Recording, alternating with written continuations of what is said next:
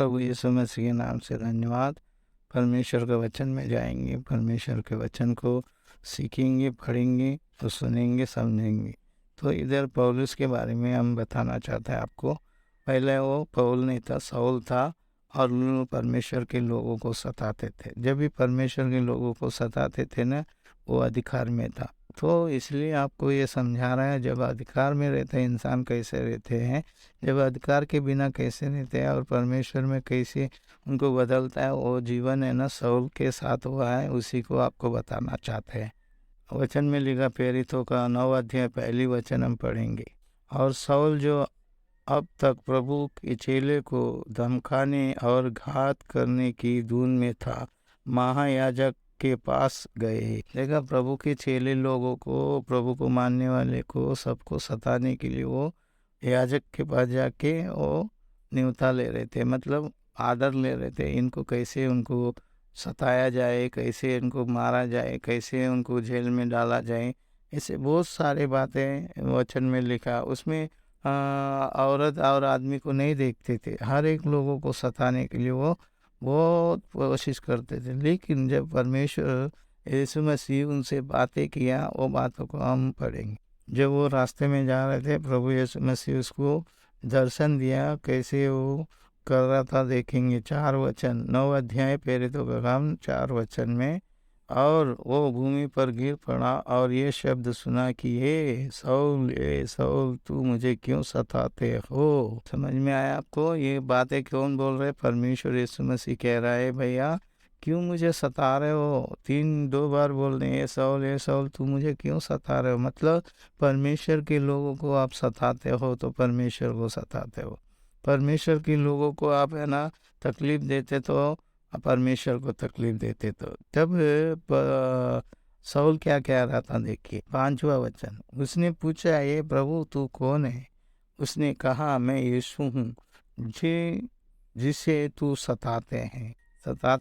देखा वचन में क्या लिखा है, तू मुझे सताते हो भैया, मेरे लोगों को सता रहा तो मुझे सता रहे हो, मेरे लोगों को परेशान कर रहा तो मुझे परेशान कर रहा। मतलब है ना, सताने का जो बातें हैं ना, हर एक इंसान के अंदर आती है। कभी माँ भाई बहनें लोग परिवारों को सताते हैं, परेशान करते, आजू बाजू रिश्तेदारों को सताते, अड़ोस पड़ोस वाला को सताते। ये सारे सताव जो है ना, वो इंसान के जीवन में होते रहते हैं, करते रहते हैं। क्योंकि हमारा जीवन ऐसा है कि हम लोग बर्दाश्त नहीं कर पाते कोई भी चीज़ों को। ना दुख आएगा तो बर्दाश्त नहीं कर पाते हैं, ना खुशी भी रहेगा तो बर्दाश्त नहीं होती है।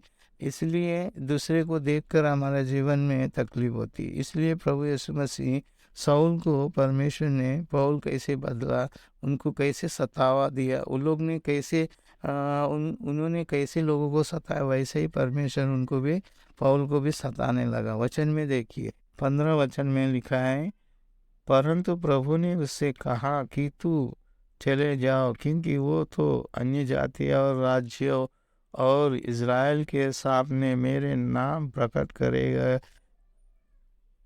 करने के लिए मेरा चुना हुआ पुत्र है।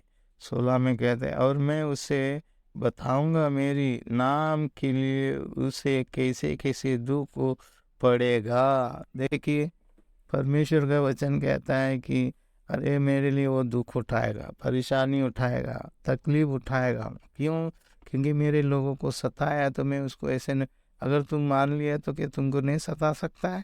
तुम मान लिया तो दुख नहीं आ सकता है?